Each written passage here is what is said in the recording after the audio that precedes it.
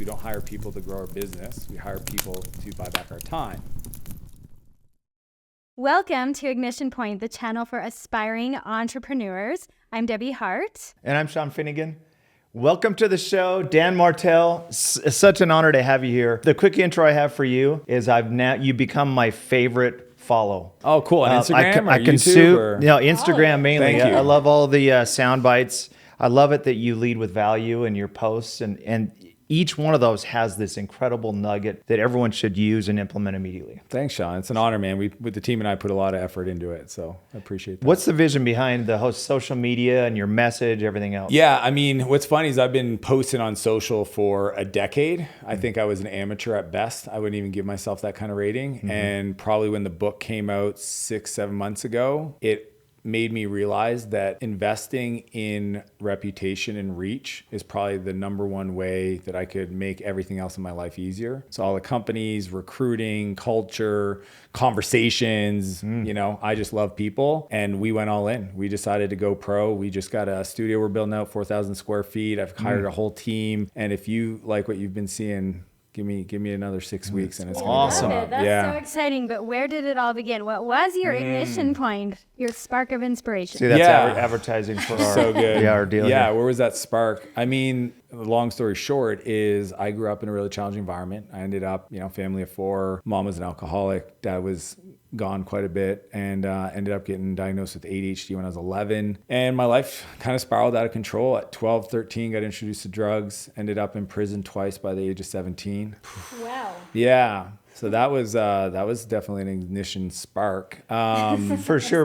Looking back then, no one would look at that profile of you coming out of prison twice by the age of 17 and said, that's a success profile right there. No, right? quite the opposite. When I was getting out, they go, see you soon. Right, yeah. See you soon. Yep. Always. Yeah, we'll see you soon. Right. And I ended up in this beautiful place called Portage, which is a therapeutic community. Did 11 months, rebuilt my self-worth, the trust that I lost in my family. And it was at the end of that program, I discovered this old computer and a yellow book on Java programming. And that became my new addiction. So this is 98. So I got out and discovered this little thing called the internet, and turned out to be the wild ride that is my life today. So I've exited 3 companies in 10 years. I have a $100 million holdco where we buy software companies. I run the largest software CEO coaching organization. We have 1,000+ active clients. And when I look back, I think the thing I'm most proud of is the fact that even to this day, working with at-risk youth is in my calendar. Like that's ever since I left, I've always gone back, shared my story, and tried to help others. For someone who's going through that, like those dark times, like how did you get through that?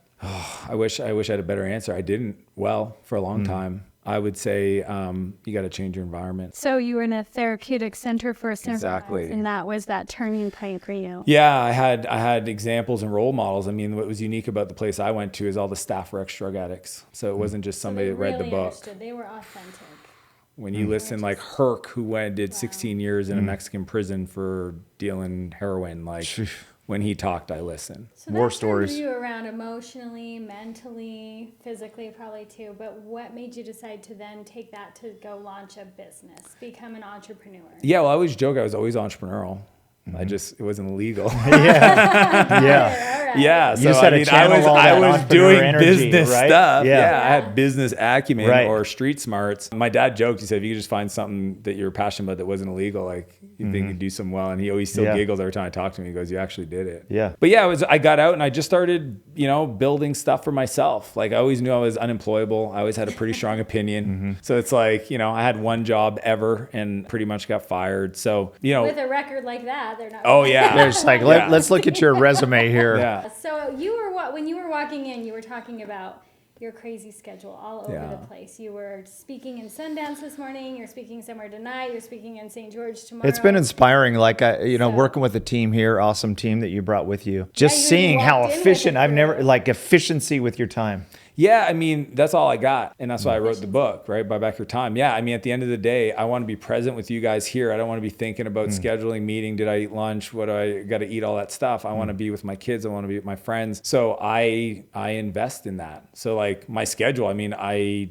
think we do 5 or 6 podcasts in one day. You know, I'm blessed to have my own plane so we can like fly around different cities same day, do 2 cities. I mean, one day I did Boise, Orange County, and Las Vegas and was home. I mean, we don't start there though. Yeah, I think most people don't have a plane. So what is your advice? Yeah, just start small. Being efficient with their time and growing multiple companies while raising a family as well. Totally. Yeah, I would just say like start with your own productivity. I think a lot of people, I call them the 5 time assassins. Like most people aren't really honest about how they spend their time. And they have a lot of open space, and I call it bleed time, where they go out for lunch and 30 minutes turns into an hour and a half. And they're just not disciplined about how they look at their effectiveness. Because people say you must be busy. And I said, nope, not busy, but really effective. So I say really start good. with the personal productivity. And then once you have some revenue and income, then just audit the tasks you're doing and say, what of this stuff can I pay somebody else less than what I get paid to do the work? And that's how we start the process. How do you buy back your time? So during this time, you've like done 4 podcasts, 3 podcasts today. Yep. And then you're speaking all week. Yep. And it's packed. And then do you now take time with the family and your kids and everything? Yeah. So my son's here. I was just with him. I bring him around.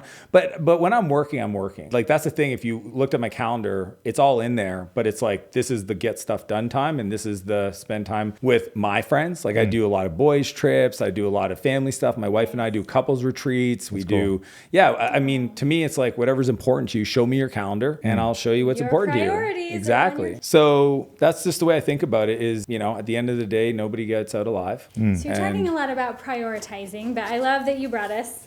And Awesome. I want to hear, what is the exact message of buying back your time? So prioritizing is one thing, but how would I actually buy back my time? Yeah, I think number one, most people end up building companies they grow to hate. That's what takes them out. It's actually not the economy. Right. It's the way they built it. Oh, it's so good. So that's one. And the buyback principle, which is a core principle, it's the first principle, states we don't hire people to grow our business. We hire people to buy back our time. Because if you do the second, you get the first. But if you do the first, you definitely don't get the second. So I even teach the sequencing of how to buy back that time. And then I have a simple framework, which is audit, transfer, fill. I think anytime you feel pain in your calendar, right, we want to stop and say, hey, let me audit the last 2 weeks of my life for energy and cost, then look at ways to transfer those things off my calendar and then fill it with things that light me up, that make me more money. And that's the buyback loop. How do you stay present? This is just lots of noise.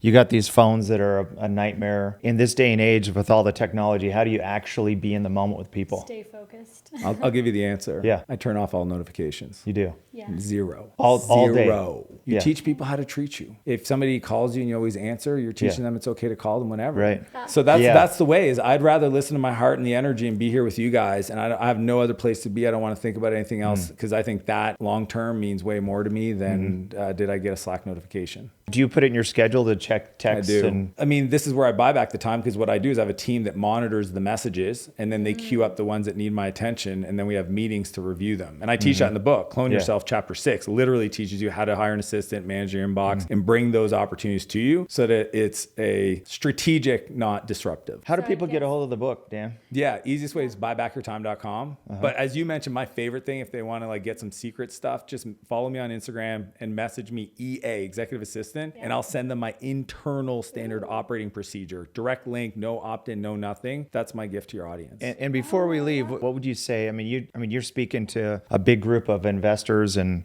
founders and funders tonight, I know. What's your best advice? Like you talk to these entrepreneurs on a daily basis. What would you say is like, hey, this is the one thing I want you to take away? I think every human on earth is here to do 2 things. I think one, we're here to become the best version of ourselves, the 10.0 version of ourselves. Another way to say it is the person we needed most in our darkest days. That's how I know what I'm doing. And then sharing that person with the world, share that process with the world, give it to the world. That's why I put all my stuff on social media. It costs me nothing, even if I was just doing reels or stories. And yet that exchange means everything. So that's what I would hope to tell the whole world, that message. Hey, we need that. Good advice. Let's do that. Yeah. Soundbite. Thank you for being here, man. It's an absolute honor. Same. Everyone follow Dan. I follow a ton of people, but I always take note of yours and the way you do it and the way you deliver that content and the value. It's really made an impact, so we appreciate it. If any of you watching today have any doubts that your current CPA is not helping you take 100% advantage of the deductions you deserve and helping you stay compliant with the IRS, then don't hesitate to get involved with TaxHive today. You won't be disappointed.